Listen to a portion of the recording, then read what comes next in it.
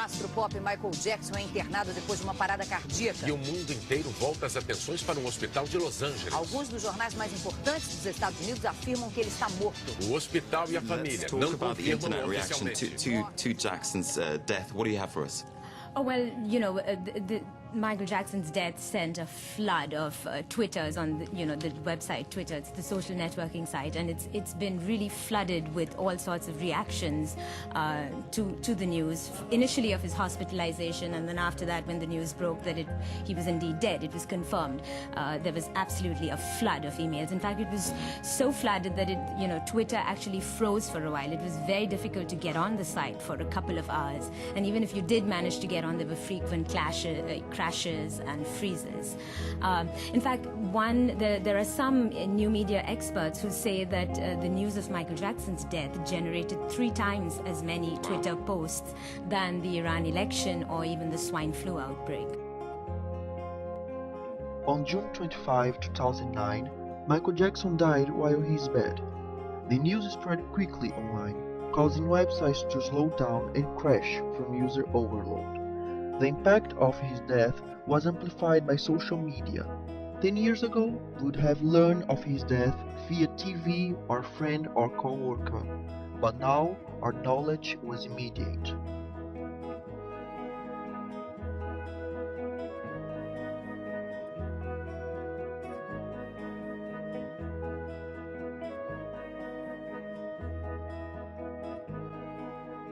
Nowadays, people are getting more and more concerned with what's happening around them. Even the world is giving an impression that more things are happening. This fact is due mainly to the social networking phenomenon. People are eager to spend all kinds of knowledge and information through them, thus creating a new era in communications, where millions of news travels fast, especially over the internet, directly to the entire population. As redes sociais se tornaram atualmente parte da vida das pessoas. Ela foram incorporadas no nosso dia a dia. Qualquer notícia que ocorra em qualquer parte do planeta, imediatamente é de conhecimento público. Com isso, podemos afirmar categoricamente que o mundo se tornou pequeno, se tornou uma aldeia única. A vida de milhões de pessoas é compartilhada instantaneamente. Great events are propagated to all of the society long before it has been reported on television or radio, that were considered a while ago as a primary means of communication. Over the past few days, the American people have watched the situation unfolding in Egypt. We've seen enormous demonstrations by the Egyptian people. We've borne witness to the beginning of a new chapter in the history of a great country and a longtime partner of the United States. The peaceful Egyptian revolution had a distinct goal, but no clear leader. Yet from the masses, a handful emerges, including Wael Ghonim. His tweets offered both a narrative and a nudge to protesters. Just in Egypt, Facebook has 5 million total users. 1 million of them use Facebook on their mobile devices. This is important. Since the unrest began, 32,000 new Egyptian groups have been formed on Facebook, and 14,000 new individual pages have been formed on Facebook. That's one way to look at it. Everything was based on, we could know everything about what was happening in the revolution in Egypt last year, just by searching in Twitter or Facebook, for instance. And this is also a problem for some dictatorships. For instance, in China or some other countries with dictatorships, the commanders try to, to avoid the users to talk badly or make some wrong comments in their conception about their regime. So yeah, it's really important. It has changed, and it's gonna be even more important in the near future for us. Social media is about people, it's about us. If you know that popular saying, what happens in Vegas stays in Vegas, the last word might now have been switched to Facebook, or Twitter, or Flickr, more likely to YouTube. Social media is about connections, new relationships. It's about a whole new world interconnected. Did you know that 1 in 5 couples meet online and 3 in 5 gay couples meet online? And even on divorces, 1 in 5 of them are blamed on Facebook. It affects your offline behavior in a way that no other thing does. It's everywhere and in everyone, and it's our new culture, our new way of living. Hey, Mama. This global interaction is so big that we can even say that Facebook, for our culture, can be the third largest. Yes, it's indeed that important. Come on, baby.